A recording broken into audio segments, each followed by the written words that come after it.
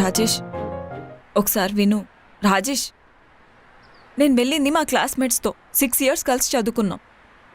House party అని వెళ్ళాను, అనుకోకుండా పబ్కి షిఫ్ట్ అయింది. దానికెందుకు ఇంతలా చేస్తున్నావు? కాదు, ఇప్పుడు నువ్వు అనేదేంటి? మీ మెడిసిన్ అయిపోయింది, అందుకే మీరు వెళ్ళారు. నేను పోరం బొగ్గాడిని, నా సబ్జెక్ట్లో అవ్వలేదు, అందుకే నన్ను పిలవలేదు, అంతేనా? అది కాదు, నువ్వు సీనియర్ కదా, నిన్నెలా ఆహా, ఇన్నేళ్ళు నాతో కలిసి తిరిగినప్పుడు గుర్తు రాలేదా నీకు అది?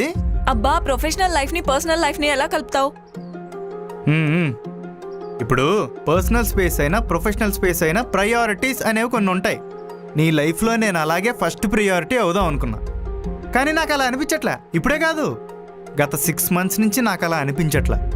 ఇప్పుడు మనం ఎలాగే కంటిన్యూ చేసామనుకో, ఆ ఫీలింగ్ అలాగే ఉంటుంది తప్ప మారదు. So let's move on. నేను వెళ్తున్నాను, ఆపొద్దు. రాజేష్, నువ్వే నా ప్రయారిటీ. రాజేష్ విను ప్లీజ్. రాజేష్ ప్లీజ్. పబ్కి వెళ్ళి బ్రేకప్ సెలబ్రేట్ చేసుకో.